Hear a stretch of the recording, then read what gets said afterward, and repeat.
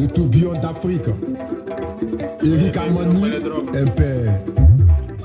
Tous ensemble contre le coronavirus. Warren Simba. Faut te protéger. Faut te protéger. Faut te protéger.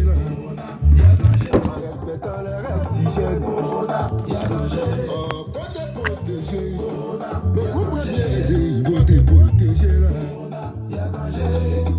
D'où viens-tu? Milton Yaba, tu corona à cause de toi. Toutes ces familles endeuillées, les activités arrêtées là. Des cyberglions, école est fermée, maquille est pas fermée. Même les églises et les mosquées où on pouvait aller prier le Seigneur là. Et ils ont aussi fermé Jojo Coq Ivoire. C'est pour te dire où tu es. Affaire là est vraiment sérieux. Non, non, Calvin Bessie. Alors, faut te protéger. En respectant les règles d'hygiène. Dis-nous la journée, il faut te protéger. Faut te protéger là. Être malade, faut te protéger. C'est vrai, on va se protéger. Mais en sous-groupe. Angolais premier, parce que tellement préoccupé par la politique, nos moraux là n'ont pas vu venir les virus là. Colo, gros camion. Tellement préoccupé comment faire pour pouvoir se maintenir, ils n'ont pas vu venir les virus. Vivi Barouan, Ayoka, grande dame de Daloa. Il y a d'autres contaminés. Pour votre design, on nous a dit au pays. Faut boire un peu de balai, ça va te réconforter. Même ancien président peut faire prison là. On applaudit, mais on a vu ici. Il y a des personnes qui ont dit soyez les bienvenus. Il n'y a pas climatisé là-bas. C'est qu'en relation, il n'y a pas l'Imacassio. Soyez les bienvenus pour la dernière séance de la formation syndicale sur le terme. On finit aujourd'hui avec. Et demain, la semaine prochaine, on reprend avec un hôtel. La nuit, on ouvre le corridor et joue avec nous. Comment le virus peut pas prendre tous les pays là? La zone a été bouchée. Le père Cadet Nestlé, faut te protéger. Des fois sur aïe, tellement c'est chaud, la capitale a changé de lieu. Ça se retrouve à Sini. C'est pas amusement vous dire. Tous les leaders, soyez les bienvenus ce soir. J'aime ou bien Belé qui peut te protéger. Ah, le Belé, ça peut te protéger. Laisse-moi te dire, c'est en respectant les règles d'hygiène. Il faut respecter les règles. Il faut te laver les mains. Il faut faire le ménage chez toi à la maison. Pour pouvoir vaincre le corona, c'est d'où arrobas. Ah, de tes services quoi? Marie de femme Clem Benjamin, de tes services ça? Ok, je sais Vivi. Vivi, je te sais, Marie de femme Clem Benjamin. Enfin de répandre le travail là. Papa IP de Popo, mon producteur. Installez-vous, Petit Piment est là pour vous servir. Elle a plaqué son crâne ce soir. Elle a mis un collant ventilé. C'est très dangereux. Avec mon associé Kobo qui est assis là aussi, il est là pour le service.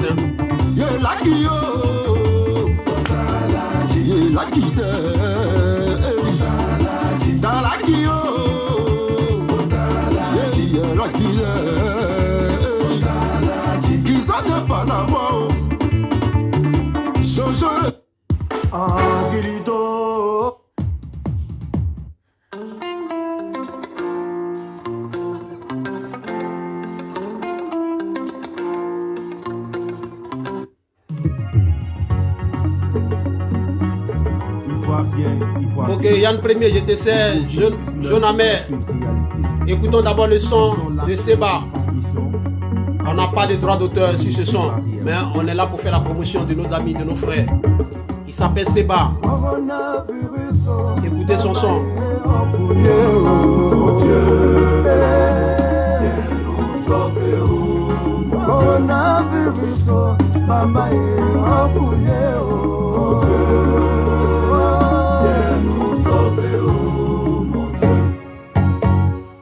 Installez-vous nous allons toujours dans le cadre de la sensibilisation contre le coronavirus et sa maladie, la COVID-19.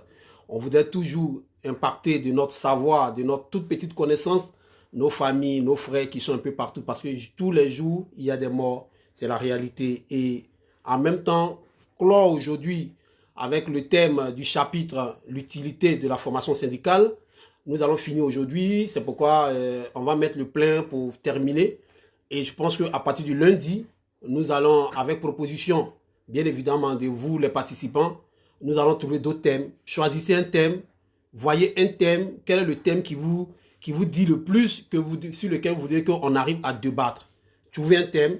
Moi, je vais prendre tout mon week-end. Ce week-end, je vais m'occuper pour pouvoir rassembler tout ce qu'il faut, voilà, et pour développer ce thème, voilà. Et donc, je vous propose déjà de me trouver un thème. Choisissez un thème. Le premier thème qui arrive, moi, je commence à décortiquer ça dès demain pour que lundi matin, on commence à se mettre au service.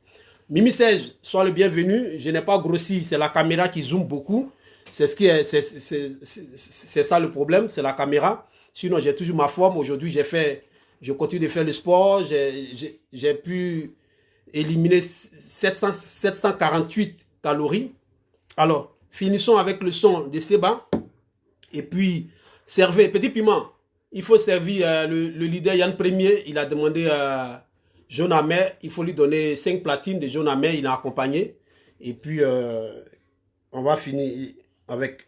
On avance. Coronavirus existe bel et bien. Il fait de nombreux ravages partout dans le monde.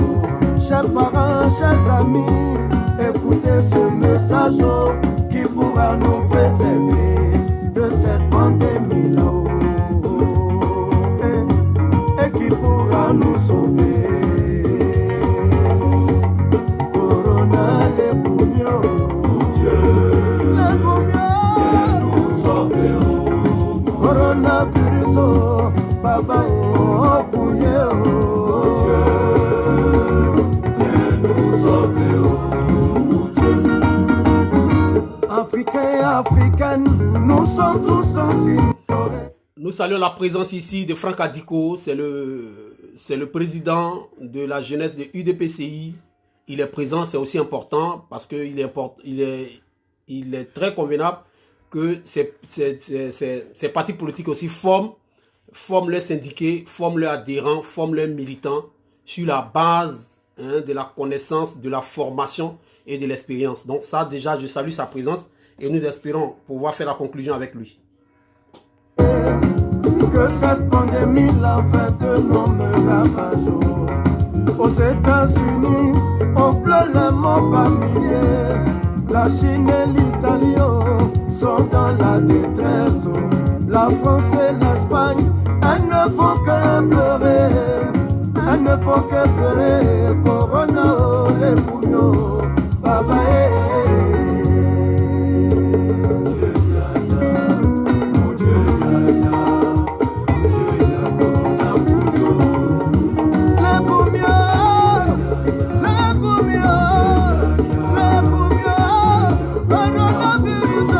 Jacques Larousse qui a attendu chez leader. Dépêche-toi, Jacques Larousse, installez Jacques Larousse. Installez Jacques Larousse. Sécurité, installez Jacques Larousse. Au Pélodrome, installez Jacques Larousse, c'est le leader. C'est pas n'importe qui. C'est le seul qui maintient en ce moment nos élèves en haleine par rapport à la formation. Voilà. Installez Jacques Larousse. Petit Piment, Kobo. Il faut appeler Serge Mimi. Ils n'ont qu'à installer Jacques Larousse, c'est le leader. C'est le seul en ce moment, dans cette période, qui a organisé tous les enseignants. Il a organisé les enseignants. Malgré que ces enseignants ne sont pas payés, il les a organisés pour dispenser des cours en ligne sur Facebook. Vraiment, je voulais dire merci à Jacques Larousse. C'est un enfant de Yopougon, camp militaire. C'est son frère qui joue là. C'est son frère, il s'appelle Seba, c'est lui qui joue. Il était important pour moi de faire une motion spéciale pour Jacques Larousse. Il s'appelle Général Lutteur. Il est le secrétaire général du syndicat des enseignants qu'on appelle les instituteurs de Côte d'Ivoire. Alors, merci beaucoup frère, merci beaucoup. On continue avec Seba.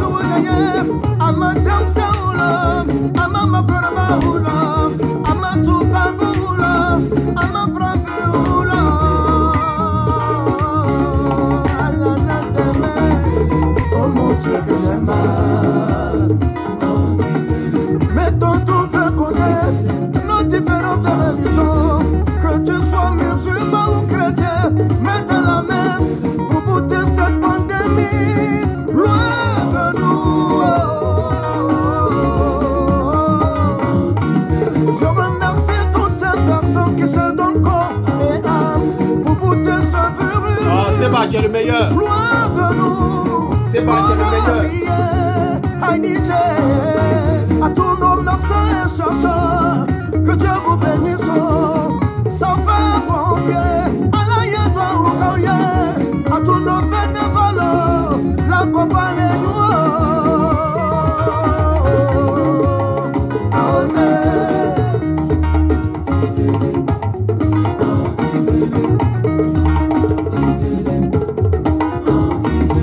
je dis non, non, stop, coronavirus. Je dis non, non, non, coronavirus. Corona n'y sanwo. Oh, il est dangereux, il est dangereux mon gars là, c'est pas. Il est dangereux ce petit guerrier là. Ah, les mots guerriers sont forts, les garçons guerriers savent chanter, c'est pas attendre.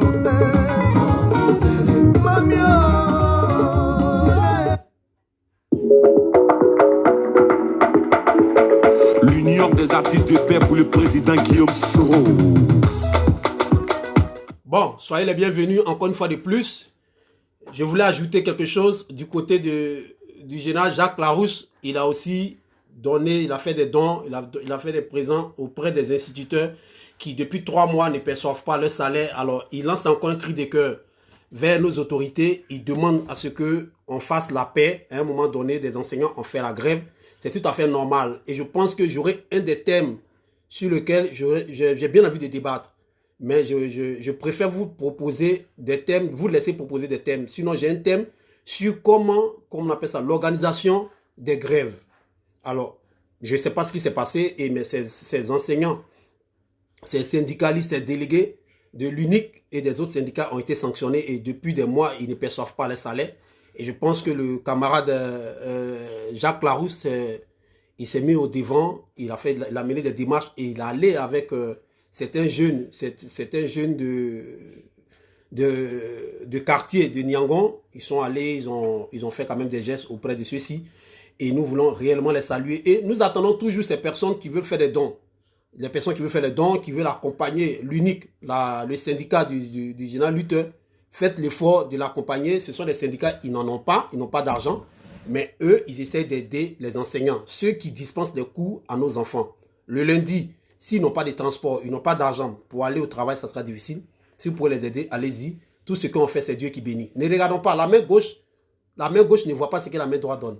Alors, merci beaucoup. Nous annonçons la présence de Kranli Bistandi. Pour ceux qui ne connaissent pas Kranli, c'est un très grand syndicaliste. Depuis Daloa, il a géré la haute coordination du Haut-Sassandra. Kranli Bistandi, il est là. Alors, comme c'est un gourou, et puis les gourous, ils aiment le cuidant gourou, nous allons servir ça. Marie des femmes claires ne meurt pas à Kranli. Alors, soyez connectés, chers camarades syndicalistes. Soyez connectés. Aujourd'hui, nous sommes en train de finir le thème de l'utilité de la formation syndicale. Alors, pour tous ceux qui veulent intervenir, pendant que nous sommes en direct, pour ceux qui ont suivi plus ou moins depuis la semaine dernière, ceux qui ont suivi le stage sur la formation, si vous voulez intervenir, vous pouvez m'appeler. Vous pouvez appeler sur mon Messenger. J'ai une autre possibilité de décrocher et puis vous mettre en ligne pour que tout le monde avise vos questions par rapport à ce que vous avez retenu. Alors, nous poursuivons. Aujourd'hui, nous avons dit, avant de toucher la conclusion, on a le 7e thème qu'on voulait développer parce que nous sommes dit dès le départ qu'on avait 7 thèmes à développer sur l'utilité de la formation syndicale. Alors aujourd'hui, nous sommes sur le 7e thème, on finit le 7e thème, on tombe sur la conclusion, on finalise la conclusion et on clore cette série qui compose l'utilité de la formation syndicale. Alors, nous avons le dernier thème, c'était la démocratie. La démocratie syndicale. Il s'agit de quoi? On a dit que pour être pertinente, la formation syndicale doit s'articuler avec la démocratie syndicale pour être pertinente. La formation syndicale ne doit pas faire des lésés, ne doit pas mettre à l'écart certaines personnes, mais elle doit employer ce qu'on appelle la démocratie syndicale. Alors, nous connaissons tous la démocratie. La démocratie, c'est, comme on le dit, c'est la voix de la majorité sur tout. Donc, ce qui veut dire que si on veut employer une formation syndicale, regardons de telle sorte que le thème de la formation puisse ratisser l'âge de la majorité, c'est-à-dire des 60%, des 70% des adhérents, des militants. Alors, quand on veut créer une corrélation entre la formation et la démocratie syndicale, c'est juste pour donner une force et une puissance aux syndicats. Voilà, un pouvoir. Parce que tout syndicat qui ne s'appuie pas sur une force de base ne peut pas se revendiquer être un syndicat démocratique. C'est pourquoi, dans les recherches, les chercheurs s'intéressent à la participation des travailleurs à la prise de décision dans les entreprises.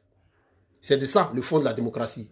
Il faut savoir les travailleurs dans le syndicat des travailleurs comme dans le syndicat des étudiants.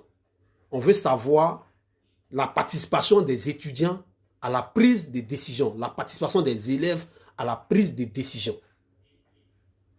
Donc, pour ça, il faut distinguer souvent deux formes. C'est-à-dire ce qu'on appelle la participation directe et la participation indirecte. Alors, la participation indirecte, c'est tout comme aussi la participation, comme on peut dire, la représentativité. Ce qu'on appelle les représentants. Regardez, par exemple, quand vous rentrez à l'hémicycle, dans le Parlement, il y a ceux qui sont dans le Parlement sont les représentants du peuple. Ce n'est pas le peuple qui se trouve au Parlement. Ce sont les représentants du peuple. Donc, ils sont la voix indirecte. Ils sont la participation indirecte. Parce que eux, ils vont récupérer l'aspiration du peuple pour venir l'exprimer à l'hémicycle. C'est comme ça, normalement, une assemblée doit être constituée. Mais malheureusement, dans notre pays aujourd'hui, ceux qui y sont ne répondent pas de façon indirecte à l'appel du peuple. Eux, ils répondent indirectement à l'appel de leur parti politique, ce qui n'a rien à voir à ce que le peuple propose. Alors, donc, on a la participation directe. C'est l'effet, je vais vous expliquer ça, c'est quoi ça? C'est la participation directe et la participation indirecte. Donc, dans le premier cas, c'est-à-dire la participation directe, les travailleurs exercent une influence directe sur les activités et les tâches quotidiennes qu'ils accomplissent. Les travailleurs, c'est-à-dire les élèves, ils exercent une influence directe sur les activités. C'est-à-dire ceux qui sont dans les groupes d'amélioration de la production. Par exemple, quand je prends les industries, il y a ceux qui sont dans la production, il y a ceux qui sont dans les cercles de qualité, ceux qui ont vérifié est-ce que le travail a été fait. Voilà, quand vous remarquez bien, les tâches sont séparées. Même ceux qui sont dans les entreprises simples, dans les entreprises de services et autres, les tâches sont séparées. Il y a ceux qui sont dans le département comptable, ceux qui sont dans le département social, département financier et tout ça. Ça c'est leur tâche directe sur le travail. C'est pareil aussi pour les élèves. Eux, ils ont une tâche directe, c'est de se retrouver en classe. Les étudiants, c'est de se retrouver en amphi, c'est de se retrouver en salle de TD pour apprendre. Parce que c'est leur contribution. C'est leur contribution aussi qui rapporte au renforcement de la dispensation des cours. Donc, il est important que chacun comprenne le sens de sa participation, de sa tâche au sein de son activité ou bien au sein de son établissement. Donc, dans le second, on dit que c'est ça. Le travail exerce des influences directes sur les activités.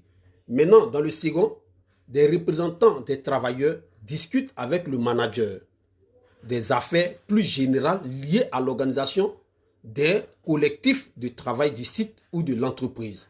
Ce qui veut dire quoi? Ça, c'est le cas maintenant des délégués, des syndicats. Eux, ils sont là pour représenter,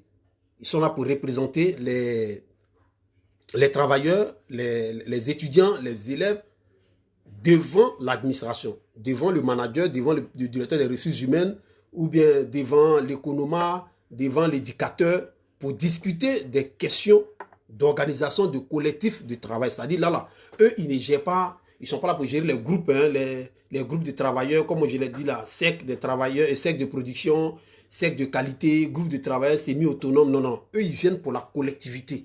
Quand eux, ils viennent devant l'administration, ils disent, dans tel secteur, dans tel amphi, il y a tel problème. Au niveau de la classe de CP1 ou bien au niveau de la classe de 6e, il y a un problème. Donc, eux, ils gèrent tout. Entre-temps, individuellement, à l'intérieur, ils ont peut-être un chef de classe ou bien un délégué d'amphi. Mais quand eux, ils viennent, ils répondent, ils supplantent tout ça. C'est ça, c'est ce qu'on appelle la voix indirecte. Mais en même temps, on les appelle aussi les représentants. Alors, donc, on est allé plus loin dans une enquête et l'enquête affiche des corrélations positives entre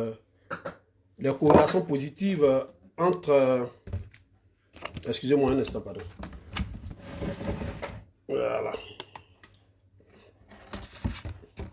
Des corrélations positives entre presque tous les indicateurs.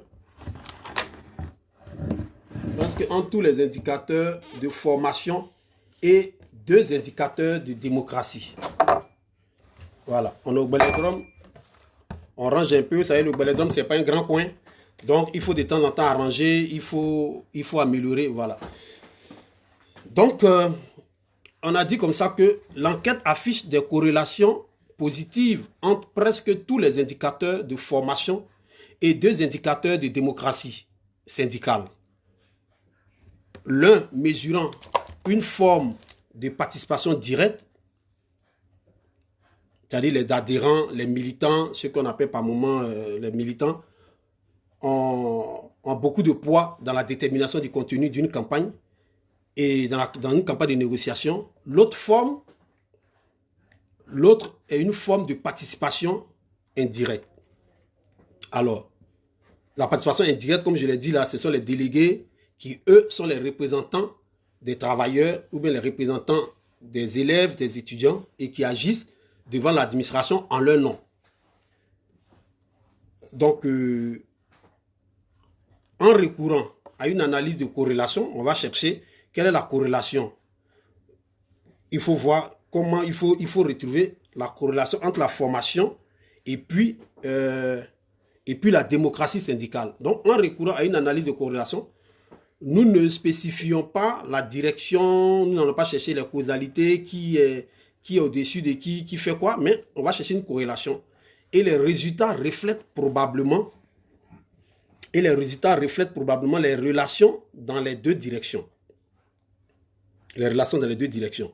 D'un côté, la formation augmente la capacité des délégués à participer aux activités, parce que quand tu es bien formé, ça augmente ta capacité des délégués à participer aux activités et décisions du syndicat.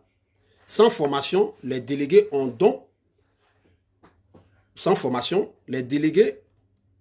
et donc les adhérents n'ont pas les compétences et la confiance nécessaires pour peser sur les décisions qui les concernent. Ce qui veut dire que même dans la voie directe, si les délégués d'amphi ou bien les représentants, chefs de classe ou bien quoi que ce soit, comme on peut le mettre, s'ils n'ont pas la formation, il sera difficile pour eux de pouvoir exercer avec confiance sur leur mission ou bien de peser d'un gros poids sur la mission qui leur concerne. C'est pourquoi nous, par exemple, on pense que par moment, les délégués d'amphi, comme nous on les choisissait par exemple, on fait de telle sorte que ils assistent aux formations qu'on donnait. Ils assistent aux réunions hebdomadaires. On les imprégnait. Ils apprenaient avec nous comment, en amont, ils peuvent s'associer avec l'administration pour gérer l'intérêt des étudiants. Et ça, on le faisait. La plupart des délégués, c'était les gens qui sortaient du syndicat. Oui, on ne peut pas laisser quelqu'un être délégué d'un amphi si on ne connaît pas ça. Même si il ne sort pas il sort pas du système dans lequel nous sommes. Mais peu importe, on fera de telle sorte qu'ils puissent être formés, ils puissent avoir la philosophie syndicale de la manière dont nous envisageons les choses. Alors, la formation, que ce soit du côté direct ou comme du côté de la voie indirecte, elle est nécessaire. Donc, on va faire cette interprétation par le fait que les corrélations avec la formation sont plus significatives pour l'implication des délégués dans dans les processus de décision qu'elles ne le sont pour les adhérents. Ce qui veut dire que il faut faire de telle sorte que les délégués, comme eux, c'est vrai que la voie indirecte, c'est la voie des délégués, la voie directe, c'est la voie des travailleurs, des étudiants. Faisons de telle sorte que les délégués, soit ils aient une formation plus significative par rapport à leur implication dans le processus de décision, parce que c'est eux qui auront le dernier mot dans la discussion avec l'administration. C'est eux qui auront le dernier mot. Donc, faisons de telle sorte qu'ils puissent avoir un background, ils puissent avoir une connaissance, une compétence, une confiance pour, ne serait-ce que, se retrouver en bonne posture devant l'administration. Le Belé Lanté me fait transpirer au Dieu, devant l'administration. Et c'est pourquoi, dans la corrélation, on comprendra que la formation des délégués a plus de poigne que la formation des travailleurs ou bien des adhérents. Donc de l'autre côté, on trouve que des syndicats démocratiques tendent davantage à répondre aux besoins des délégués et des adhérents en matière de formation. Pour les syndicats qui sont démocratiques. C'est ce que je disais tout à l'heure. Il dit, nous, en notre temps, on fait de telle sorte que les délégués, même les chefs de classe, comme on le disait, soient en parfaite harmonie avec nous parce qu'on les associait à la formation. C'était important. Et on le faisait parce que c'est ceux-là qui en amont allaient discuter avec l'administration sur le programme académique, comment il faut faire, qu'est-ce qu'il faut mener. Donc, s'ils n'ont pas la formation sur la négociation, quand ils arrivent devant un professeur comme un éminent professeur comme Akengbo, mais qui vient, qui vous place, il a un style de cheveux, il a un style oratoire, mais tu peux pas. Donc si les délégués là, on n'arrivait pas, les présidents de promo, on n'arrivait pas à les canaliser, mais regardez aujourd'hui dans les amphis des sciences éco, la plupart même dans la bibliothèque, la plupart de ce qu'on a là-bas, mais c'était le travail des présidents de promo qui ont été encadrés. Là, je salue encore au passage Alain Yaka. Non. Oui, Alain Yaka, il est ici, il est à Genève aujourd'hui. Mais chaque fois qu'il me rencontre, il me dit, Ramsès, moi, tu m'as aidé dans la formation et je suis fier. Jusqu'aujourd'hui, j'ai fait l'université de Neuchâtel. Je travaille, mais j'impacte dans mon entreprise parce que j'ai reçu quelque chose. Mais ce cas-là, quand on est tenté de l'encadrer hier, pour qu'il puisse être actif pour aller discuter avec les Bion, les Jean-Luc Bion, tout ça, il était attentif, il était fier de ça. Alors, c'est pourquoi il faut signifier cela. Les syndicats démocratiques, un syndicat doit être démocratique, davantage et répondre aux besoins des délégués et des adhérents en matière de formation. Il ne faut pas refermer ta porte, il ne faut pas être injoignable parce que pour toi, tu n'as pas le temps à ça. Donc les dirigeants des syndicats soumis à un contrôle plus autocratique peuvent être réticents à allouer des ressources à une activité qui pourrait au bout du compte miner leur autorité. Oui, ça c'est clair. Ça c'est clair. Et non, c'est pas une montagne, camarade. C'est une colline. C'est Dieu seul qui est sur la montagne. Nous, on est sur une colline. Sois salué et reçoit une bouteille de caleçon déchirée comme Belé. Donc, il y a des syndicats, il y a des syndicats qui sont autocratiques, qui refusent la démocratie parce que pour eux, donner des ressources de connaissances, de compétences à travers la formation à des délégués ou à des adhérents, pour eux, c'est comme s'ils étaient en train de miner leur autorité en procurant du savoir aux délégués et aux adhérents. Des ressources qui vont les mettre en confiance, qui leur permettra de s'immiscer dans la politique syndicale.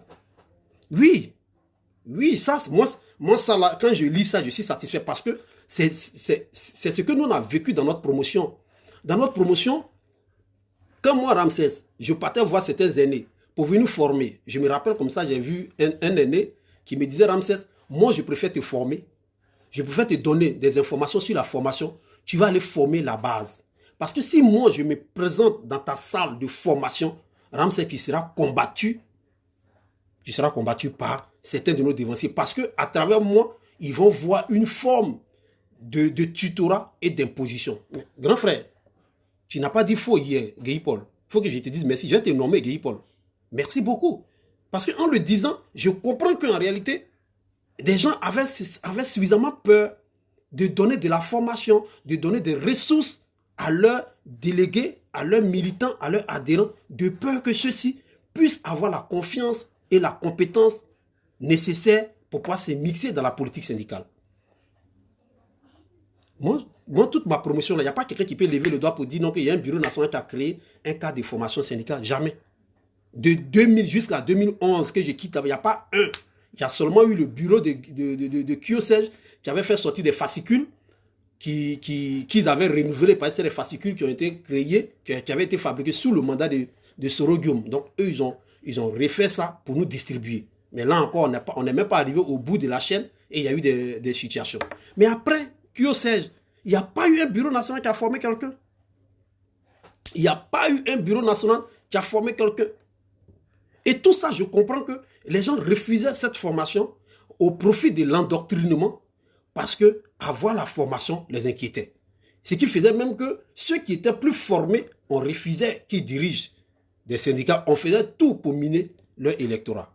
Alors, vraiment, moi je demande à ce que dans la formation, dans la démocratisation syndicale, il faut qu'il y ait la formation comme comment on appelle ça, nécessité. Ouais, sois béni, camarade Dao Aboubakar. Installe-toi et prends un litre de gbelé là. Prends un litre de gbelé. Je te sais, c'est gratuit. Donc, il ne faudrait pas que vous soyez des dirigeants peureux qui refusent de donner de la connaissance syndicale à travers la formation. Parce que ce serait employer la forme antidémocratique. Alors, c'est pourquoi nous évoluons pour dire que nous avons le regret de voir qu'il y a des partis politiques aujourd'hui qui ne forment pas leurs militants, qui ne forment pas leurs adhérents, parce qu'ils savent que s'ils les forment, ils ont le nez creux pour pouvoir émettre des objections, ça ne pourra pas les arranger. Alors, donc, on dira en théorie que on peut à l'évidence facilement imaginer des situations où des syndicats peu démocratiques ont à peine recours à la formation. Donc, pour renforcer la position il y a certains syndicats qui vont faire semblant de faire recours suffisamment un peu à la formation pour renforcer la position du groupe dominant. Est-ce que vous comprenez un peu? Ce qui veut dire que eux, ils vont faire la formation peut-être pour, un exemple, la direction, ou bien pour un certain groupe dans lequel ils se retrouvent.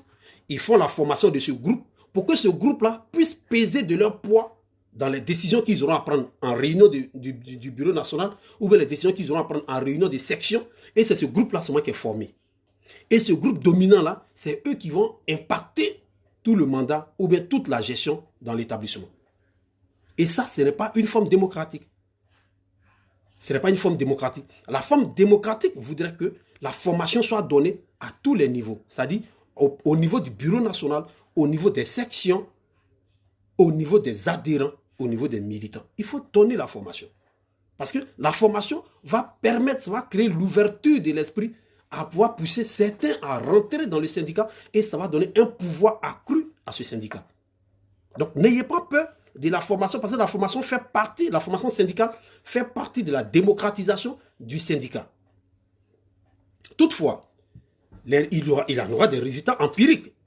Les résultats empiriques montreront que les délégués avaient tendance à moins classer parmi les syndicats souhaitant effectivement faciliter l'accès aux formations, les organisations déficientes en matière de démocratie. Ils vont moins les classer. Aujourd'hui, je le dis haut et fort. Moi, je le dis haut et fort. Il y a certains syndicats aujourd'hui qui sont très moins classés. Aujourd'hui, il y a certains syndicats qui ont perdu leur code de popularité. Je vais vous prendre l'exemple du SINARES. Ce SINARES, ce syndicat piloté par les Simone Gbagbo hier, qui a battu le pavé sur l'université. Mais à un moment donné, qu'est-ce qui s'est passé? Pour que le SINARES aujourd'hui perde son élan.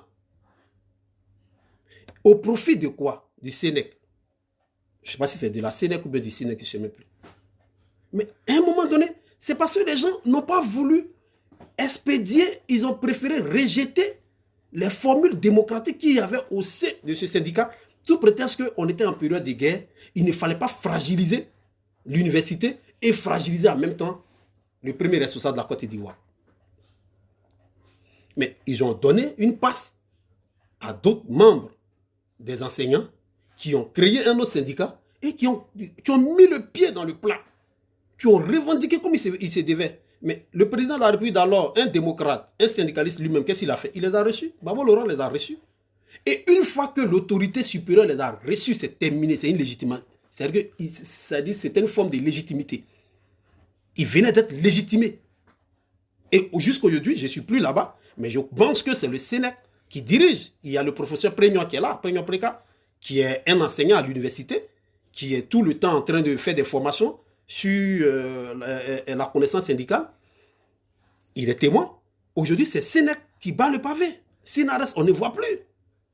Donc, n'ayons pas peur de marcher dans la démocratie, parce que si on veut privilégier certains de nos intérêts syndicaux, il va s'en venir qu'on va perdre automatiquement l'autorité au niveau des militants.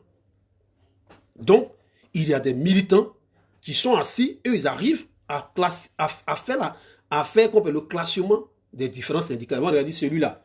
Bon, c'est Sénèque qui est devant, Sinares après, ainsi de suite, ainsi de suite. Or, une fois qu'ils commencent à vous classifier, c'est une preuve qu'ils n'auront plus,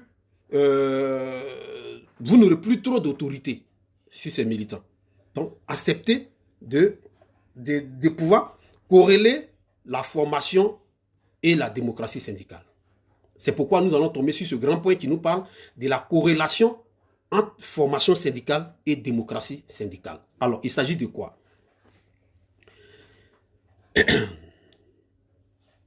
L'inertie de certains syndicats, leur lenteur, c'est ce que ça veut dire, l'inertie de certains syndicats, leur lenteur dans la mise en œuvre des réformes visant la stratégie d'implantation syndicale ne peut ainsi être imputée aux seules difficultés liées au changement de culture et de pratiques organisationnelles, parce que les gens sont habitués aux anciennes façons de faire. Mais quand je lis ça d'une recherche faite, ça c'est une recherche qui a été faite en Australie, et sur laquelle je m'appuie sur cette recherche-là pour faire mon exposé. Mais quand je lis ça, on dirait que je me demande si ce ne sont pas des gens qui ont vécu en Côte d'Ivoire avec moi, dans un syndicat récent dans lequel j'étais. Effectivement, il y a un certain laxisme qui justifie. Aujourd'hui, je suis là, j'entends qu'il n'y a pas de coordination ou bien il n'y a pas de section officielle des élèves dans les établissements scolaires. J'entends dire aussi que peut-être que dans certaines sections, dans certains établissements, il n'y a pas de section. Sous prétexte que les gens n'ont pas les moyens ou bien ils n'ont pas l'autorisation. Non, ce n'est pas une autorité ne peut pas vous donner l'autorisation d'aller installer votre section, votre organisation autonome. Mais en réalité, les gens ont cette forme de laxisme parce qu'en réalité, ils sont habitués aux anciennes façons de faire. Ils n'ont pas envie de se booster dans un changement. Ils veulent demeurer dans les anciennes pratiques où on pense que notre pouvoir est centré sur nous. Non. Le vrai pouvoir, c'est le pouvoir du leader et non le pouvoir du chef. Parce que le chef, il n'est pas un leader. Hein. Le chef, il écrase la masse. Mais le leader, il élève, il rassemble et il avance avec la masse. Donc, réellement, voilà les raisons de cette lenteur, c'est que les gens sont encore habitués aux anciennes pratiques. C'est très difficile pour eux de changer les pratiques dans un contexte de renaissance et de renouveau du syndicat. Donc, on peut également y voir une résistance à des changements qui pourraient ébranler, peut-être faire basculer les relations de pouvoir au sein des syndicats. On peut également y voir une résistance à des changements qui pourraient ébranler, basculer les relations au sein des syndicats. Les gens, ils ont cette façon, moi je le dis, et il faut qu'on soit très clair. Quand je regarde la Côte d'Ivoire de demain, j'ai peur. J'ai peur, mais je suis serein. Parce que nous allons nous donner les moyens, nous autres, pour pouvoir éveiller une certaine conscience, pour ne pas qu'on tombe dans une procuration politique. Aujourd'hui, quand je regarde la Côte d'Ivoire de demain, je me rends compte qu'il y a des gens qui seront plus dictateurs que le dictateur actuel que la Côte d'Ivoire a. Ça, je le dis. Et ça, écrivez ça aujourd'hui. Il y a des visages, il y a certains de mes aînés, il y a certains de mes dévanciers, il y a certaines figures politiques que je vois en Côte d'Ivoire. Mais j'ai peur que ces personnes récupèrent le pouvoir en Côte d'Ivoire parce que ça sera plus cruel que ce que nous voyons aujourd'hui. Et c'est pourquoi je parle d'une forme de procuration. Parce que les gens ne songent pas à un changement, mais ils demeurent d'un remplacement. Voilà des gens qui ont peur qu'on a connu dans la gestion d'une salle de classe. Ils ont peur d'un changement. Ils ont peur de voir le changement. Ils ont peur que demain, ils dirigent une structure dans laquelle il y a la contradiction. Mais comme le disait mon adjoint Timité Ama, elle me disait toujours, la contradiction est le charme de la vie. Mais regarde quand une femme en train de dire, frère, la contradiction est le charme de la vie. Mais il faut comprendre que c'est la plus grande beauté du monde. Il faut accepter que l'autre te dise, voilà ce que je pense de toi. Ah, c'est ce que tu penses de moi. Ok, voilà. Donc, comment on peut améliorer pour vivre ensemble ou bien pour faire vivre la société? C'est en cela qu'il faut accepter la formation et la responsabilisation des délégués et des militants. Parce que ça crée de nouvelles ressources de pouvoir dans les syndicats. Il faut accepter la formation. Il faut accepter la formation. Il faut accepter la responsabilisation des délégués et des adhérents. Parce que ça va renforcer. C'est-à-dire que ça sera une régénérescence. Ça sera une renaissance. Ça sera une renaissance du syndicat. Et aujourd'hui, tous les syndicats d'étudiants, ou même tous les syndicats des travailleurs, doivent procéder de cette manière pour qu'il y ait une renaissance des syndicats. Parce qu'après 30 ans, le bilan qu'on fait, ce n'est pas un bilan réluisant. Au niveau politique syndical, quoi. Sinon, si c'est au niveau du matériel, des acquis, oui, on a acquis, on a fait des tests, qu'il y a eu l'université de Boaké, il y a eu l'université aujourd'hui de Dalwalo, Réunion Guédé, il y a l'université ici, il y a l'université par là, il y a aujourd'hui le parapluie atomique qui a été percé, il y a eu des améliorations. Vraiment, il y a eu des gains au niveau matériel. Ça, on n'en disconvient pas. On a eu aussi des pertes de la résidence de Yopougon qui a été fermée. Il y a eu aujourd'hui, il y a la perte de Boaké, des cités d'Abobo, de Port-Boué. Ça, on le sait. Mais au niveau politique syndical, réellement, on n'a rien apporté. On n'a rien apporté parce que le peu des camarades qui sont formés aujourd'hui et qui peuvent impacter la société politique de la Côte d'Ivoire de demain, moi, ça ne me rassure pas. Ça ne me rassure pas parce qu'on est encore dans un schéma de pouvoir demeurer, de pouvoir exprimer que c'est nous. Nous sommes dans un schéma dictatorial. Et pour moi, ce n'est pas encore démocratique.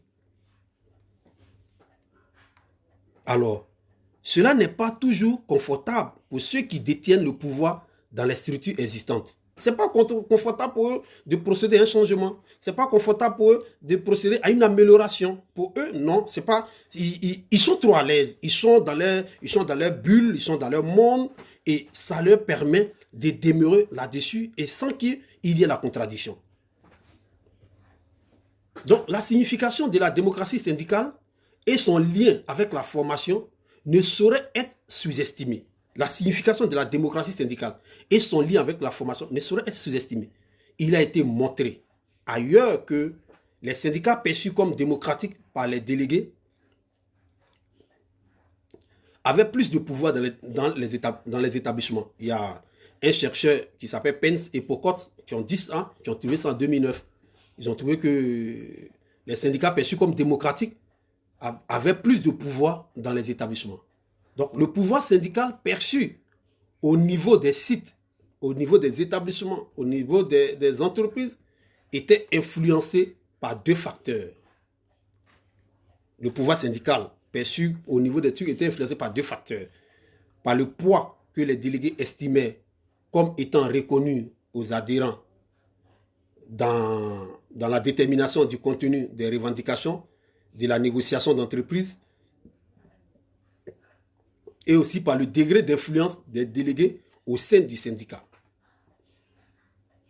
C'est-à-dire, Les délégués sont dans une forme de dualisme.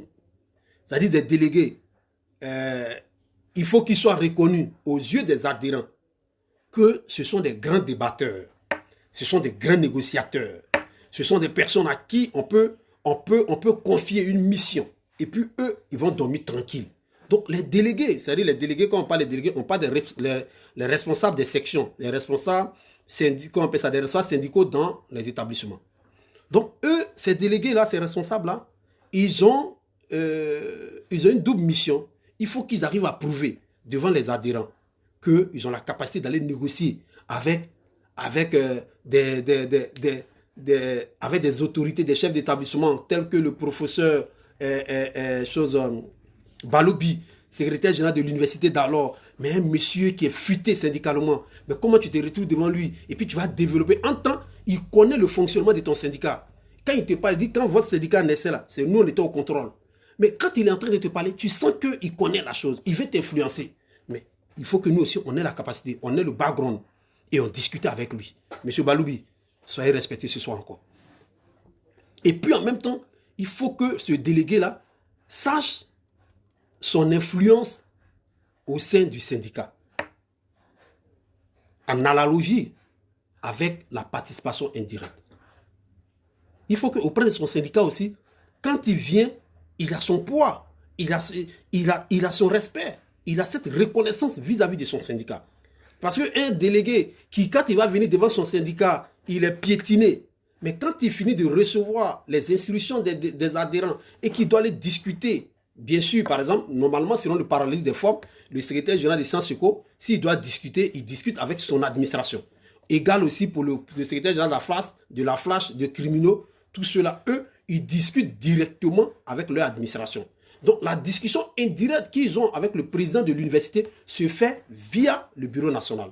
Ça veut dire que s'ils doivent aller discuter avec le président de l'université ou bien le ministre, ils n'ont pas le droit, même si le problème les concerne, ils doivent discuter de ça avec le bureau national. Et le bureau national va déléguer un membre du bureau pour les accompagner à aller discuter avec le président de l'université.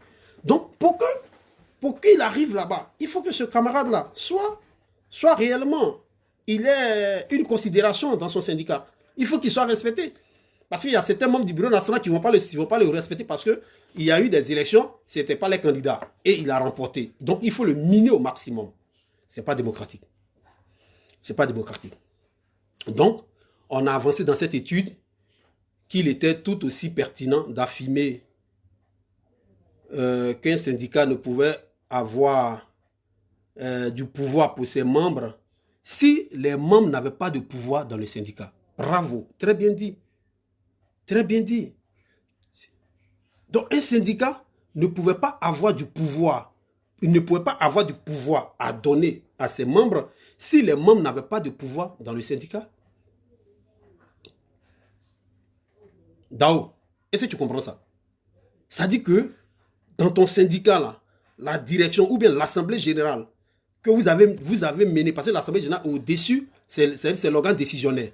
L'assemblée générale est au-dessus du bureau national. Donc quand vous allez en assemblée générale et que tes propositions, tes idées ne sont pas acceptées par l'assemblée générale pour que tu puisses avoir le pouvoir de venir exercer ce pouvoir-là sur tes membres ou bien sur tes adhérents, c'est difficile. C'est difficile. J'ai vu des bureaux où le secrétaire général, il est miné par le bureau national.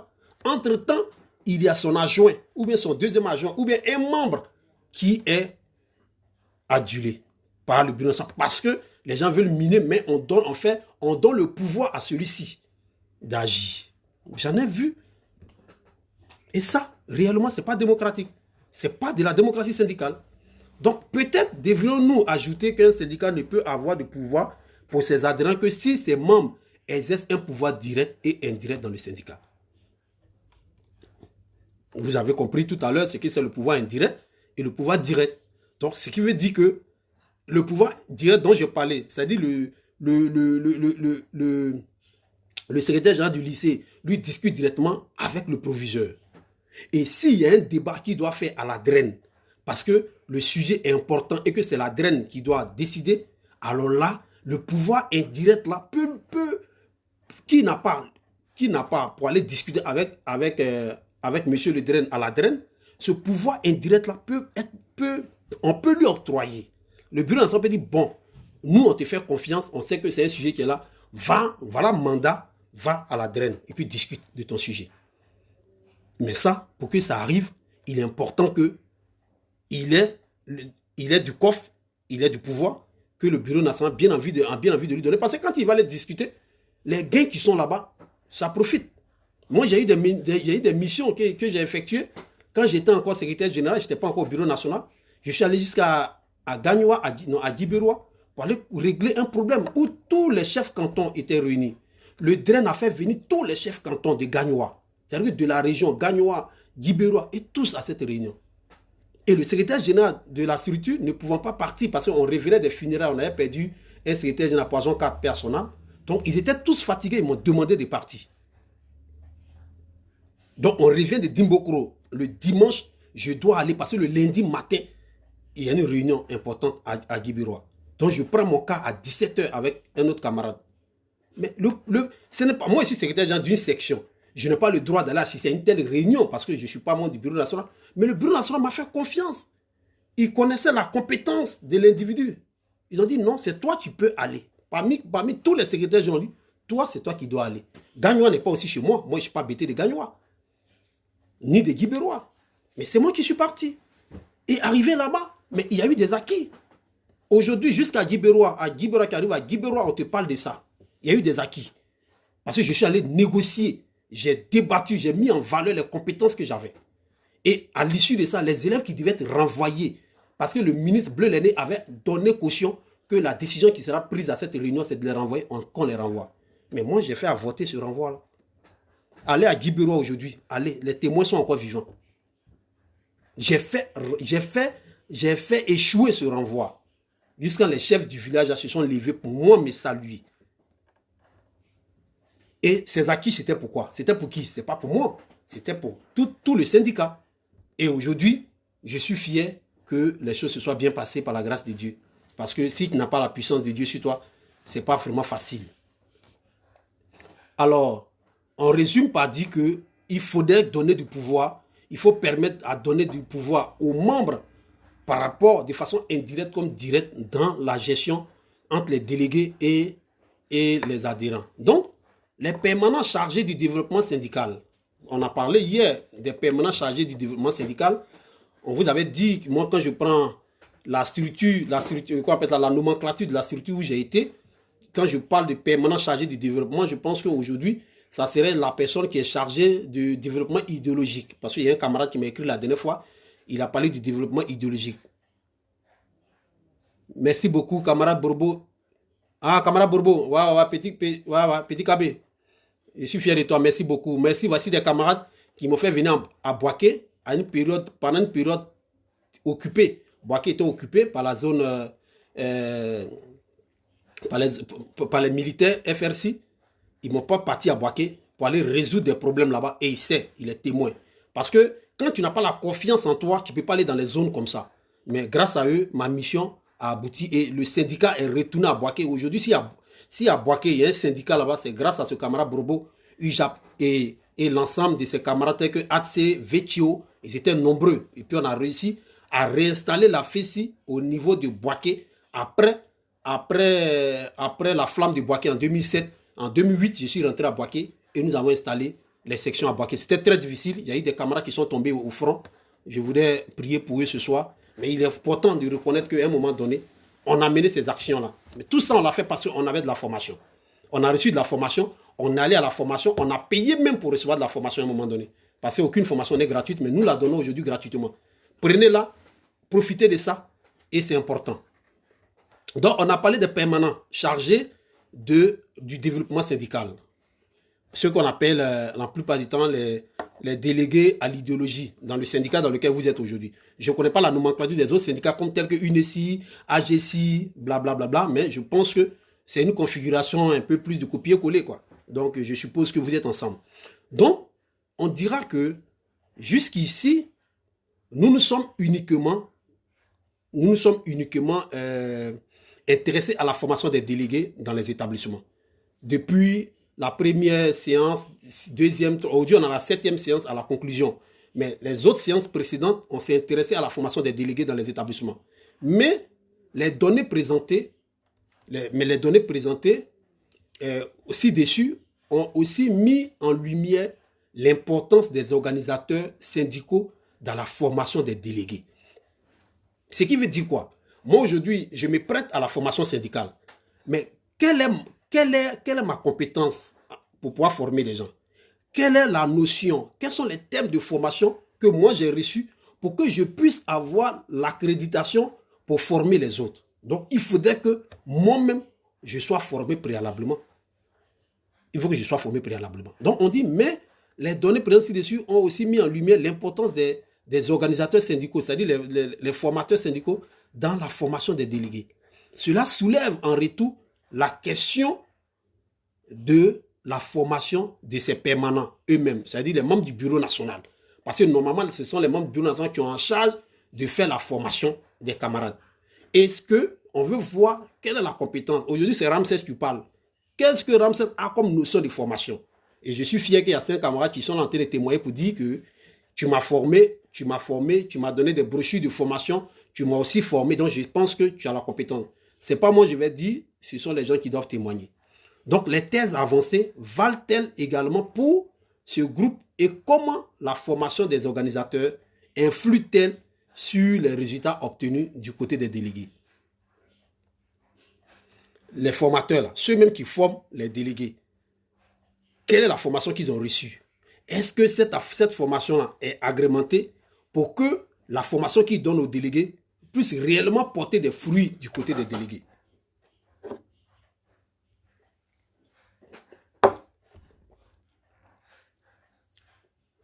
Donc, à ce niveau, je pense que c'est une question.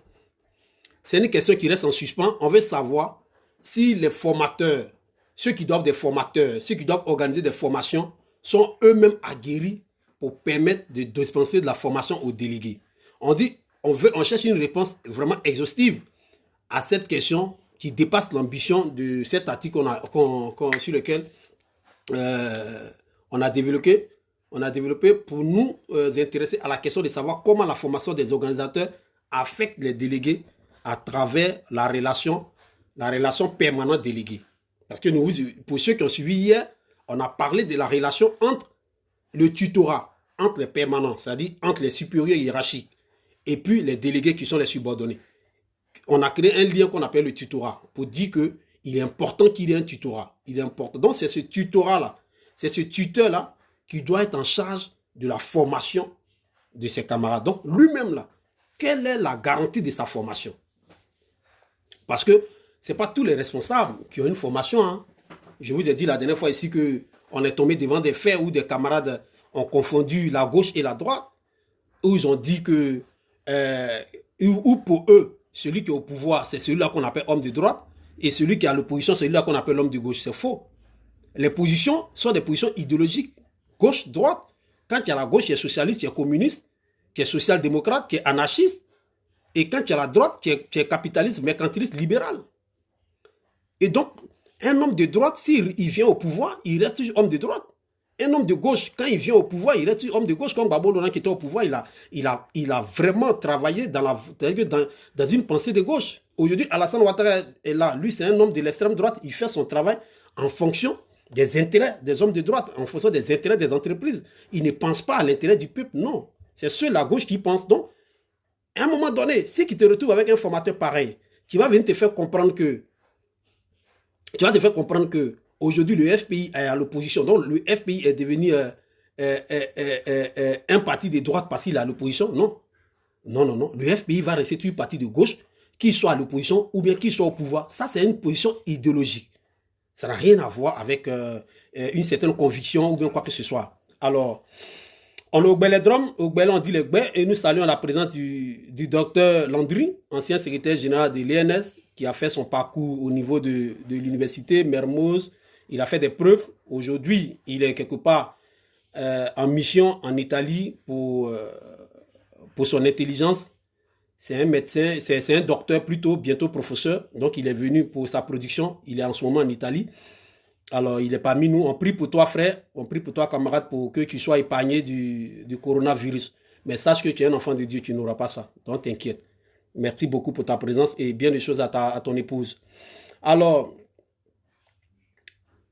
il y a aussi, aujourd'hui tous les enseignants à l'université sont en train de sortir. Hein. Il y a Angela Ephraim qui sort aussi. Lui aussi, il est enseignant, il est installé en France. Il enseigne dans une université de France et en même temps, il donne des cours à l'université de Daloa. Il donne des cours à Daloa, à l'université de Daloa, l'Orignon Guédé, et à l'université d'Abobo Djamé. Mais il est basé en France.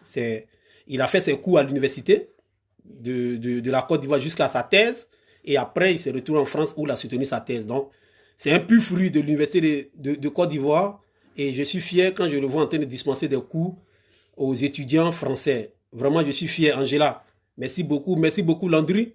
Vous êtes vraiment les membres de notre promotion dont je suis fier et parce que vous avez fait preuve de pouvoir corréler le syndicalisme aussi et puis l'éducation. L'éducation, c'est nos diplômes. Et ça, grâce à vous, on peut parler qu'on n'est pas allé seulement pour lancer des cailloux en tant que syndicaliste, mais on a aussi obtenu des diplômes. Merci beaucoup Angela. Alors, on poursuit pour dire que nous avons trouvé en particulier des liens étroits entre la formation des organisateurs et les résultats perçus parmi les délégués. C'est-à-dire aujourd'hui, nous, on peut décider comme ça, sans même mettre les formateurs au pied du mur, les organisateurs, les membres du bureau, sans les mettre au pied du mur. Il suffit seulement de jauger les délégués. Il suffit de jauger dans les sections le comportement, la compétence, la confiance des délégués, des responsables de section, et on va comprendre automatiquement de qui ils ont reçu cette formation. Est-ce que cette personne est formée ou pas? Il y a une corrélation qui peut se créer. Et c'est pourquoi je ne suis pas étonné que quand je prends l'exemple du général Seri, attention, de la Rivera 2, quand tu vois la suite de sa section, de la monnaie, les uns et les autres sont sortis de là et ils ont une compétence syndicale, tu comprends automatiquement que c'est que Seri, attention, était à la pointe. C'est que Seri, attention, était à la pointe. C'est que tous les secrétaires généraux qui ont précédé Seri, attention, étaient à la pointe parce qu'ils ont laissé une notion syndicale qui jusqu'à aujourd'hui fait état de démocratie syndicale. Alors, vraiment, soit salut encore Général Seri et puis félicitations pour ta nomination au niveau de l'administration du CRU. C'est une preuve que tu as été formé.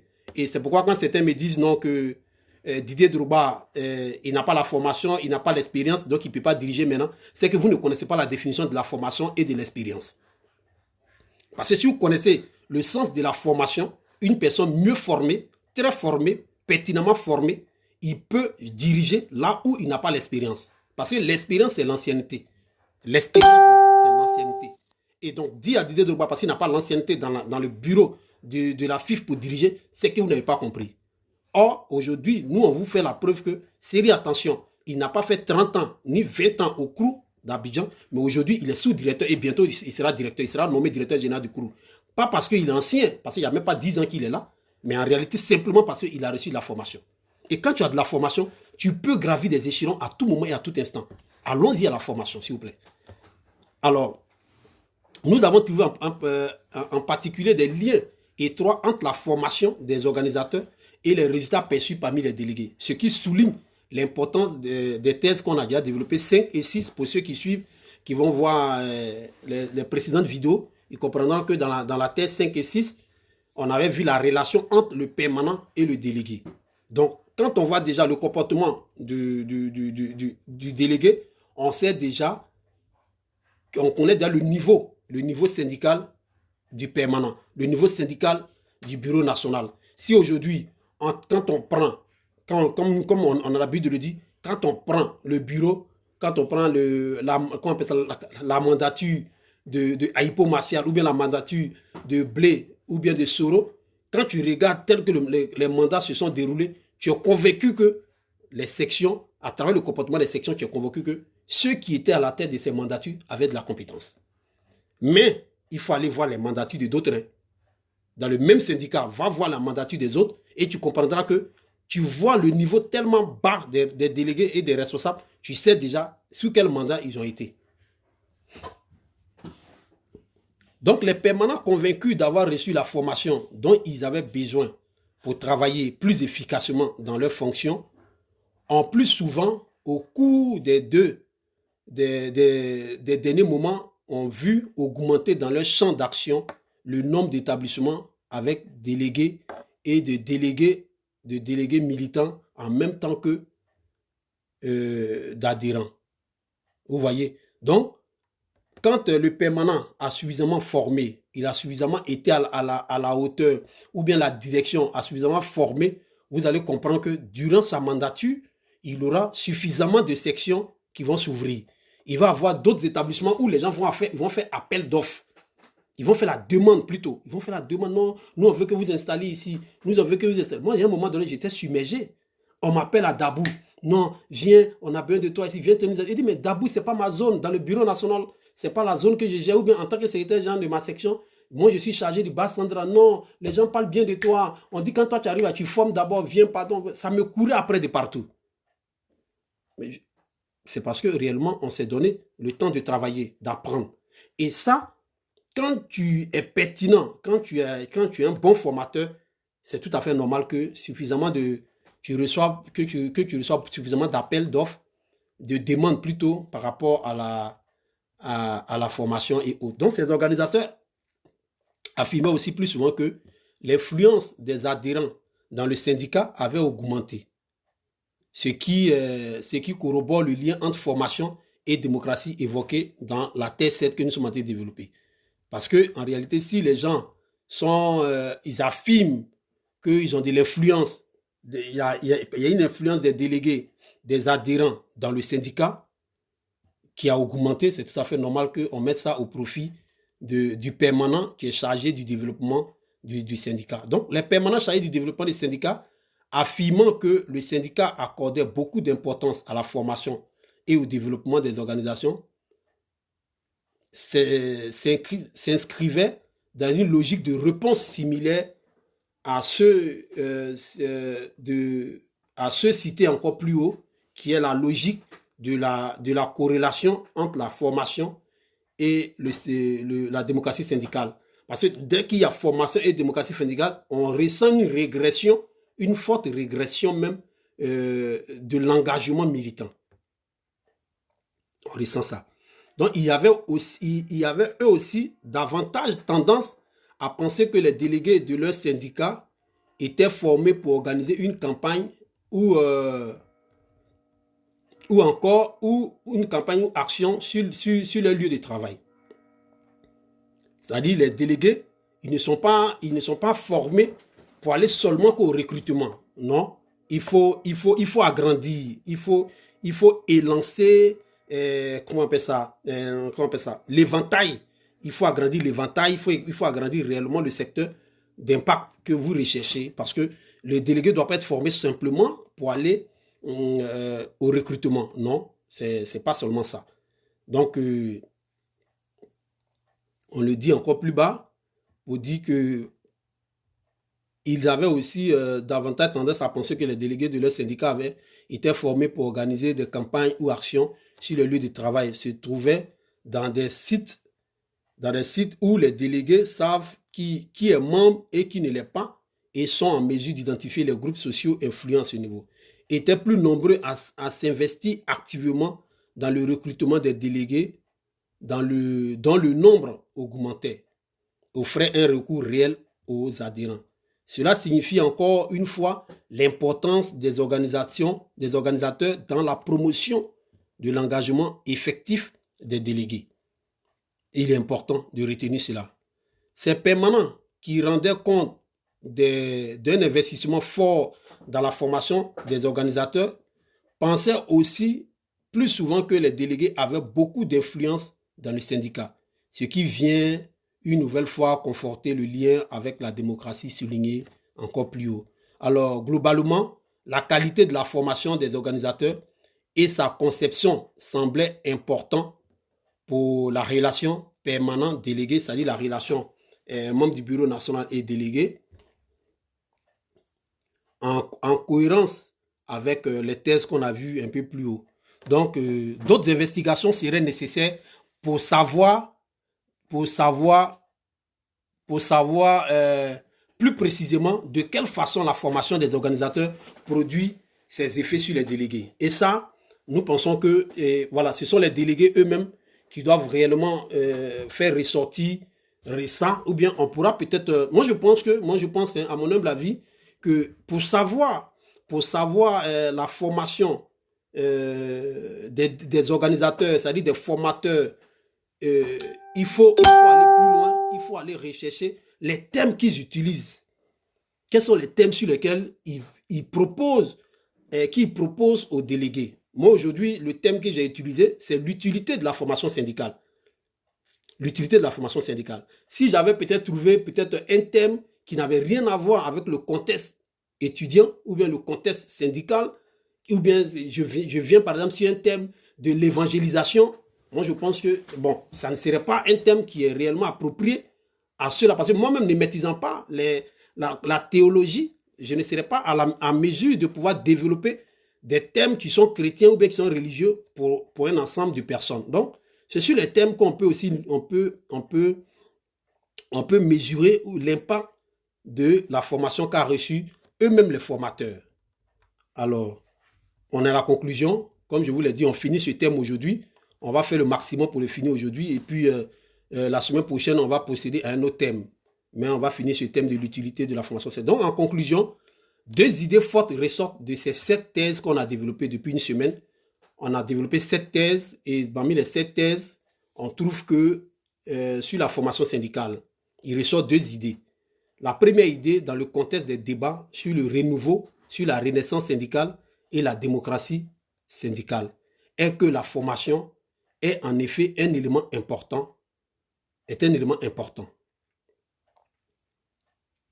formation est un élément important dans le renouveau syndical et dans la démocratie syndicale. La formation des délégués est cruciale en termes de compétences, de confiance, de militantisme, de démocratie syndicale. La formation, voilà ses impacts. Quelqu'un qui est bien formé, il a de la confiance, il a du militantisme et il a en lui la démocratie syndicale. Donc, quand je prends l'exemple de ce qui bat le plein aujourd'hui de l'actualité, comme Didier Drogba, moi je dis Didier Drogba, il a la formation parce que depuis il est enfant, il joue au foot. Il joue au foot pas comme le football que nous on joue dans nos quartiers. Mais ici en Europe, quand un enfant est inscrit dans un club de football, en plus de jouer le foot, il est instruit sur le fonctionnement du football. Il est instruit sur les codes du football. Il est instruit sur à quel moment il y a pénalty. Bon, en fait, la gestion même du football, l'enfant il sait. Donc on ne peut pas me dire Drogba qui a joué depuis l'âge de 5 ans ou 6 ans jusqu'à il a arrêté à quel âge? À 38 ans, mais 39 ans. On va me dire que ce gars-là n'a pas la formation. Non, la formation, là, c'est l'éducation, c'est le contenu, c'est la compétence qu'il a reçue pendant qu'il était en mission. Donc, pour moi, il a la formation. Maintenant, l'expérience, il a aussi l'expérience parce qu'il a duré. L'expérience parle de l'ancienneté. Donc, le fait d'avoir duré dans le football et dans le football professionnel, je pense que le monsieur, il a la formation et il a l'expérience. Maintenant, est-ce que il a maintenant les clubs avec lui pour être élu? Ça, on ne sait pas. C'est pourquoi il faut aller à des élections pour voir s'il a des clubs avec lui ou pas. Maintenant, parce que les clubs avec lui, là, ça sera lui maintenant son management. Comment il a approché l'Africa, la SER, comment on appelle ça, le club de Daloa, Gagnoa, tout ça. Ça, c'est maintenant, c'est lui-même son management. Et ça, pour ça, on ne peut pas le juger, quoi. Donc, je veux dire, la formation donne de la compétence, de la confiance, du militantisme et de la démocratie. Et ça, il ne faudrait pas qu'on arrive à confondre ça avec d'autres choses. La formation doit renforcer la confiance et donc leur engagement militant. La formation doit renforcer leur confiance, la confiance des délégués, des adhérents, et en même temps impacter leur engagement militant. Elle doit être pertinente et de bonne qualité. Ça, on l'a dit durant la séance de formation. Il faut que ça soit une formation de qualité. Elle doit couvrir des thématiques susceptibles de favoriser le militantisme dans l'établissement. Voilà. On ne peut pas parler de formation syndicale et puis aller parler, comme j'ai dit tout à l'heure, aller soulever comment on appelle ça, aller soulever des débats sur la théologie. C'est pas ça qui les intéresse. Et donc, ça ne peut pas les intéresser. Il importe enfin que les permanents chargés du développement syndicale ait reçu une formation appropriée pour gérer la délicate relation entre les délégués et eux, les permanents. Il faudrait que ce que vous avez dans vos bureaux, dans vos bureaux au plan national, il faut que ce soit aussi des personnes formées. Si ces personnes ne sont pas formées, elles vont induire en erreur les personnes, les délégués qui ont besoin de leur approbation, de leur aide dans l'évolution de leur engagement syndical. Donc, à un niveau pratique, les syndicats qui cherchent à recruter davantage, d'adhérents ne peuvent pas se contenter de former les délégués aux techniques de recrutement. Ce n'est pas seulement aux techniques de recrutement qu'il faut les former. Les travailleurs rejoignent les syndicats parce qu'ils leur associent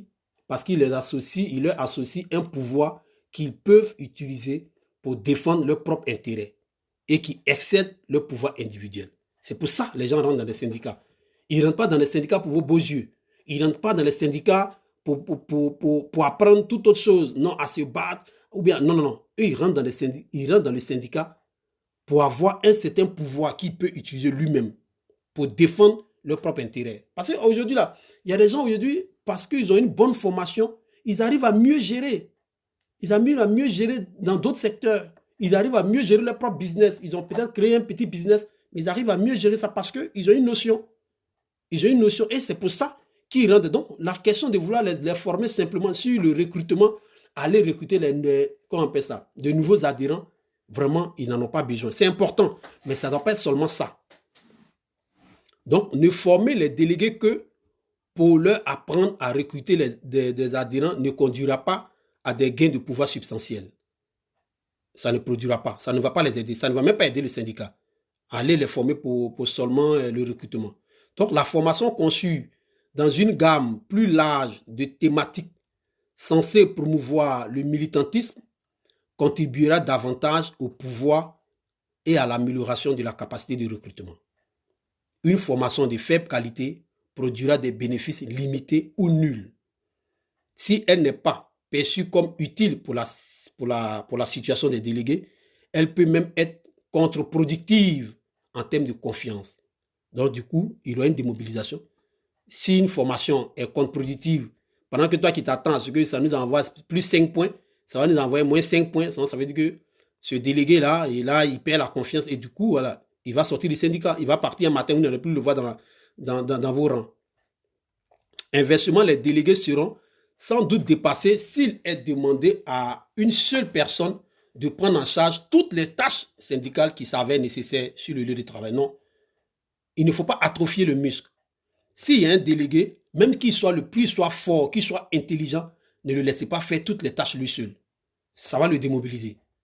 Il faut permettre à ce que d'autres personnes s'adonnent à ces tâches. Et puis, pour que cette personne apporte un résultat positif, il faudrait que cette personne soit formée par vous. Non? Formez tous les délégués.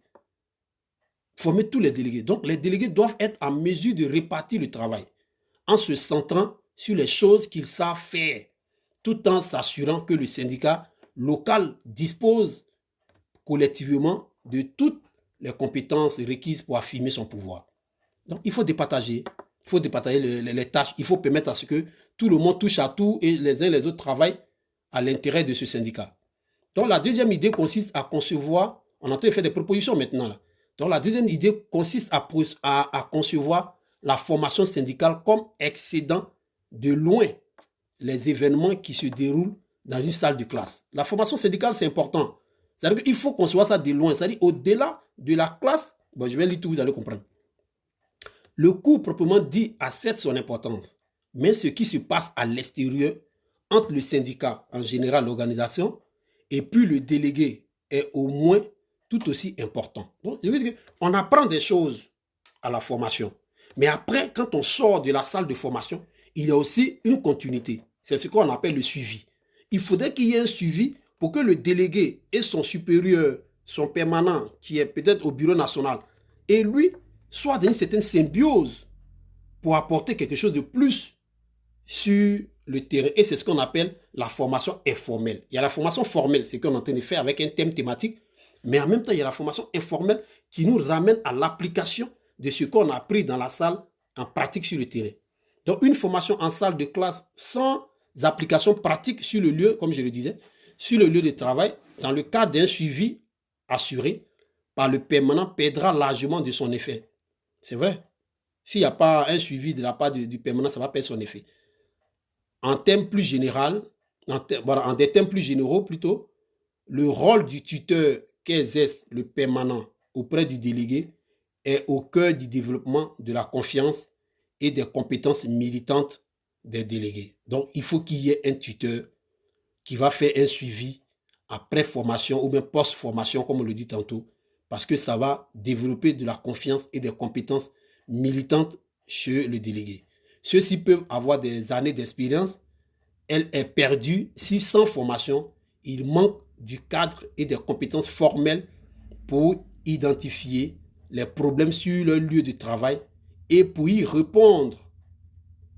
Donc, pour dire que quelqu'un qui a de l'ancienneté, quelqu'un qui a de l'expérience, mais s'il n'a pas de formation, c'est pas évident. Ça servira à rien. Parce qu'il ne pourra pas identifier les problèmes sur son lieu de travail, sur son lieu d'enseignement, sur son lieu de formation. Il ne pourra pas. Donc, une formation théorique sans suivi organisé ou sans que les relations effectives entre délégués et permanents s'établissent est également souvent sans effet. Donc, une formation avec un thème de qualité bien faite, bien distribuée, mais si sur le terrain, il n'y a pas un tuteur pour pouvoir faire avancer les choses, ça sera comme si c'est un truc et ça sera inutile. Voilà, ça ne va pas avoir aussi l'effet escompté. C'est ce que ça veut dire. Donc la formation syndicale comprend à la fois le formel et l'informel, comme je l'avais dit. L'enseignement en salle de classe et ce qui se passe après la salle de classe. Alors, une présentation simplifiée peut aider à la compréhension de la formation syndicale fondée sur ces deux idées générales. Voilà. Une présentation, c'est voilà. Donc, ça, c'est ce qui est important. Et il est dit que l'étendue des thèmes de formation et celle des personnes qu'il s'agit de former, la qualité de la formation de suivi, l'importance du rôle de tuteur assuré par les organisateurs auprès des délégués, cela est une preuve de pouvoir avoir des résultats bénéfiques escomptés. Mais si ces éléments-là qu'on a mis en place, on vient de vous citer, ne sont pas mis au devant, vous allez faire une formation syndicale et qui n'aura pas d'effet. Il montre comment le formel et l'informel se combinent pour renforcer la confiance des délégués et donc le militantisme et le pouvoir. Il montre que la démocratie entretient aussi un lien, sans doute à double sens, avec la formation syndicale. Et il souligne enfin pourquoi l'accent mis sur le seul aspect du recrutement de nouveaux adhérents plutôt que sur un large éventail de thématiques susceptibles de mettre en place le pouvoir syndical revient à rechercher des raccourcis et à sauter plusieurs étapes importantes à travers lesquelles la formation influe sur le militantisme, le pouvoir et la croissance. Donc, il ne faut pas sauter des étapes pour aller directement au recrutement. Il faut former d'abord au contact du recrutement. Il faut former sur plusieurs éventails de thématiques. Aujourd'hui, on a fait l'utilité de la formation syndicale. Demain, il faut chercher peut-être, comment on appelle ça, comment on dit ça, le droit de grève, le droit de revendication, comment on fait la grève, comment on revendique. Tous ces éléments, ce sont ces thématiques qui aident à pouvoir mettre en confiance, à pouvoir donner de la compétence à l'engagement militant. Cela induit pour les syndicats plusieurs défis importants sur le plan pratique, avec de la planification et une recherche soigneuse. Il faut faire de la planification, il faut s'organiser et faire des recherches qui seront pertinentes pour l'intérêt des délégués. Donc, un curriculum vitae de formation peut être développé, évalué, amélioré et mis en œuvre selon les besoins afin de transmettre aux délégués ce dont ils ont besoin pour améliorer leur engagement militant. Mais la relation informelle, souvent impromptue, entre l'organisateur et le délégué est très différente de la situation ordonnée de la salle de classe.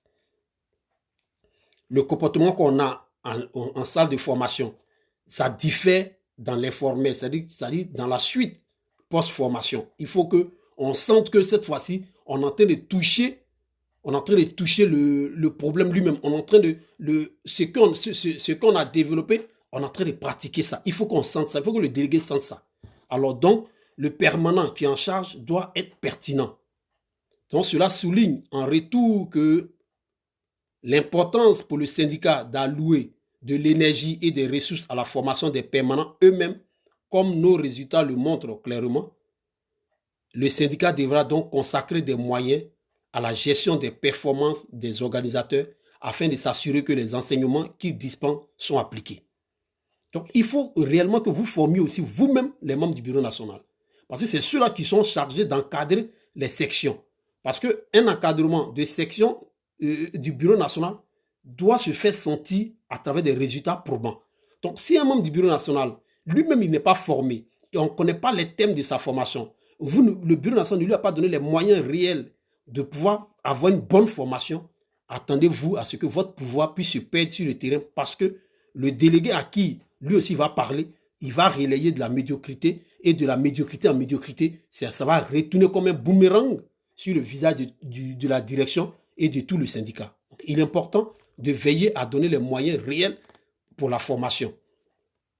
Donc, on parle des moyens, ce n'est pas les moyens financiers seulement, ce n'est pas même pas les moyens financiers, c'est les personnes, c'est les recherches que vous avez faites pour savoir quel est le thème important, sur quel thème on doit développer. Donc, des problèmes structurels à l'intérieur, on dit formation, confiance et militantisme. Des problèmes structurels à l'intérieur des syndicats peuvent en outre créer des barrières à un suivi efficace des délégués après leur formation. Oui, des problèmes structurels. Parce que si on ne sait pas comment fonctionne et que voilà, et le membre du bureau national, il a des limites ou bien il a un pouvoir où il doit agir ou il ne doit pas agir, ça va créer d'autres problèmes. Donc souvent la formation des délégués est confiée soit à des formateurs spécialisés employés par le syndicat, soit à des organismes dédiés. Mais la personne chargée de la formation, par moment, il peut s'avérer qu'un syndicat puisse allouer les services d'une centrale syndicale pour venir former le syndicat, comme la centrale Dignité en Côte d'Ivoire, ou bien il peut voir Sinares, il peut voir des structures qui sont dans la même position idéologique. On dit aussi que la personne chargée de la formation formelle n'est ainsi pas celle qui entretiendra une relation durable avec le délégué, assurera plus probablement un suivi et développera peut-être un plan d'action avec le délégué pour régler tel ou tel problème sur le lieu de travail identifié pendant ou avant la formation. Donc, tu vas aller prendre quelqu'un à la centrale Dignité pour venir former des personnes sur ton lieu de travail ou bien dans ta section. Mais cette personne-là, est-ce que la personne aura du temps à pouvoir passer du temps sur le suivi? Est-ce que cette personne pourra faire le suivi de ce qu'il a dit sur l'établissement des délégués par rapport à la pratique de la formation en salle? Non. Donc souvent, les personnes concernées sont employées dans des secteurs différents. Lui, vous l'avez appelé, il est peut-être à Daloa. Il est en exercice à Daloa, c'est un enseignant. Vous l'appelez pour venir vous former à Abidjan. Mais après, quand lui finit, il va à Daloa. Mais qui fait le suivi sur le terrain? Qui fait le suivi? C'est pourquoi, de façon structurelle, il serait intéressant que quand lui vient, il forme le bureau national. Il forme les membres du bureau national. Ou bien les personnes chargées de ça dans le bureau national. Ou bien tout le bureau national. Quand lui finit là, il vous donne des brochures que vous allez lire. Et vous maintenant, c'est vous qui allez former les sections, c'est vous qui allez former les délégués. En ce moment, quand les délégués, quand vous les formez, vous êtes sur le terrain avec eux. Vous êtes peut-être à la flash avec eux. Vous suivez le fonctionnement au niveau de la pratique. Et ça permet réellement à gérer cette corrélation formation formelle et formation informelle. Mais si vous prenez des gens qui sont loin, vous voyez que la formation informelle ne sera pas gérée. Donc souvent les personnes concernées sont employées dans des secteurs différents du syndicat avec des chaînes d'information distinctes. Des problèmes de communication et de répartition des responsabilités peuvent alors surgir quand il s'agit d'organiser le suivi des délégués. C'est ce que je viens de dire. Quel syndicat? Voilà, c'est ce que je viens d'expliquer. Donc il est important que ces personnes-là dans la vraie chaîne, c'est que vous les laissez former la tête et puis maintenant c'est la tête qui forme le corps forme les pieds et ainsi de suite. Donc le délégué reçoit une formation sur ou plusieurs thèmes spécifiques retourne à son lieu de travail. Il peut avoir aussi une autre formule qui est que ainsi on peut faire un programme de stage peut-être composé de le délégué reçoit une formation sur un ou plusieurs thèmes spécifiques, retourne à son lieu de travail et contacté durant après cette période et revient plusieurs semaines plus tard en stage pour discuter de l'application pratique des enseignements de la formation sur le terrain. Ça aussi, c'est possible. Vous pouvez aller voir la centrale Dignité dans son lieu de travail. Elle forme le délégué revient et chaque fois qu'il retrouve, il retrouve des problèmes. Il peut retourner vers les personnes encore pour décortiquer ce qu'il a trouvé comme problème. Bon, ça aussi, c'est une voie indirecte.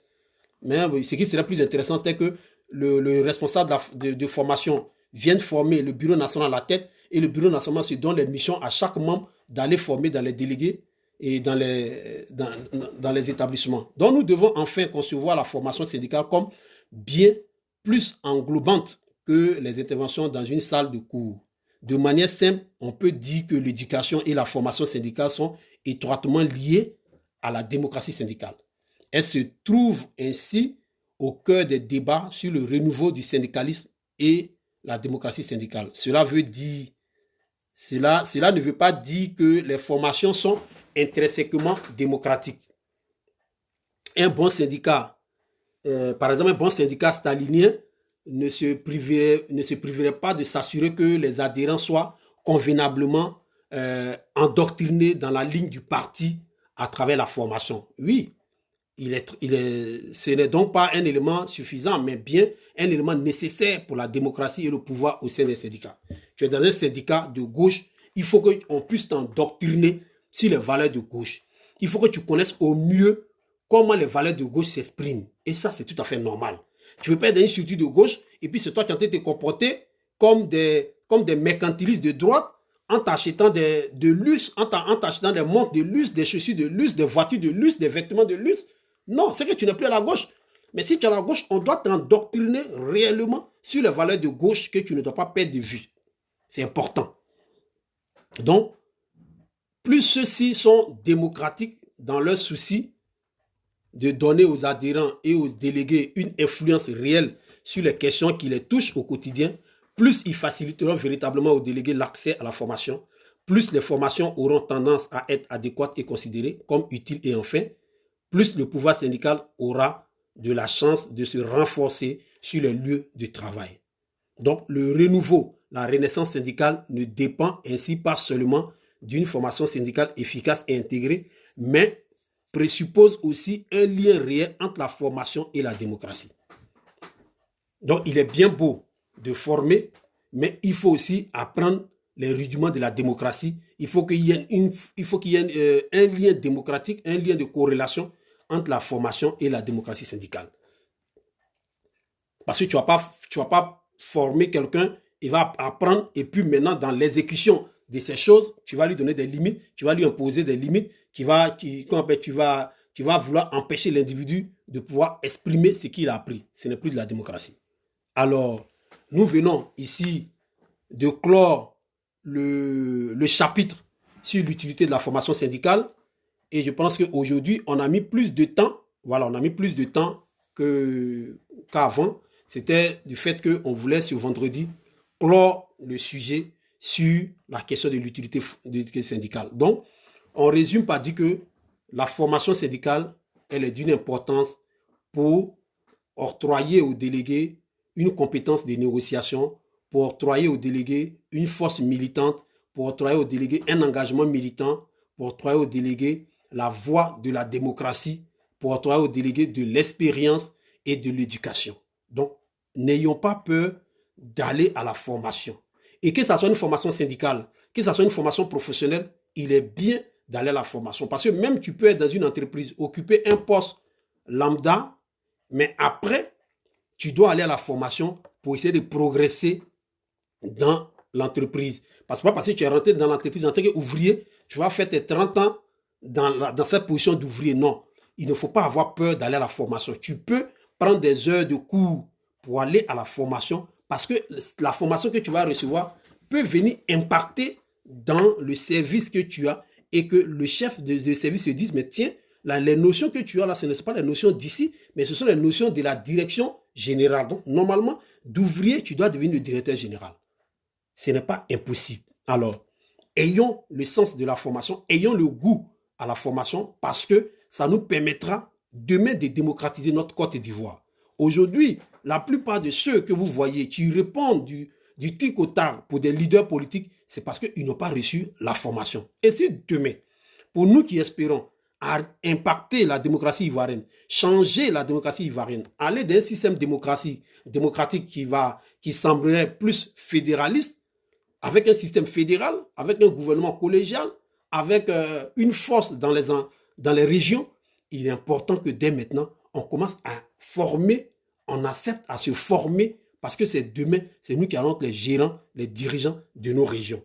Et à partir de nos régions, on aura impacté la politique nationale. Alors, si on refuse déjà de nous former, quel sera notre impact, notre enjeu dans nos régions? Et donc, du coup, on deviendra des frustrés, on deviendra des personnes qu'on peut manipuler, comme en ce moment les députés qu'on voit un peu partout qui sont manipulés, qui n'ont pas le mot à dire, tout simplement parce qu'ils se sont laissés abêtir par l'exécutif. Et ça, c'est dangereux. Alors, nous nous réjouissons, nous sommes contents d'avoir été ensemble ce soir et nous allons clore encore une fois de plus notre rencontre et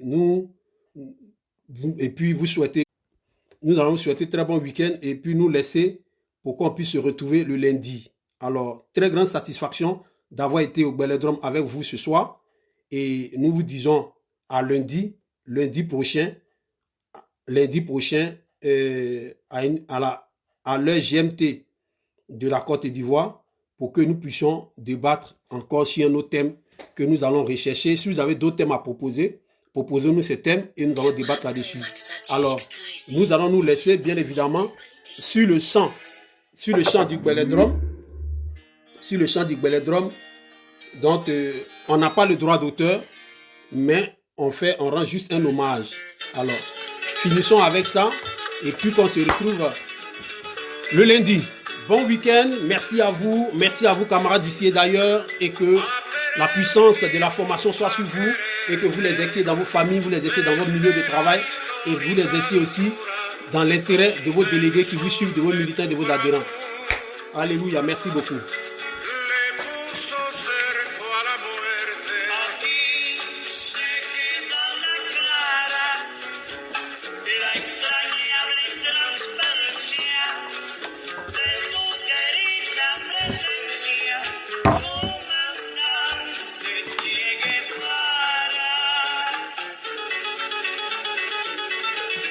Merci pour le Belledrome, merci pour tous ceux qui ont été présents, merci pour ceux qui ont accepté d'assister, merci beaucoup, merci beaucoup et on se retrouve la prochaine fois. À la prochaine, soyez les bienvenus, merci beaucoup. Général Proctor, merci à tous, merci.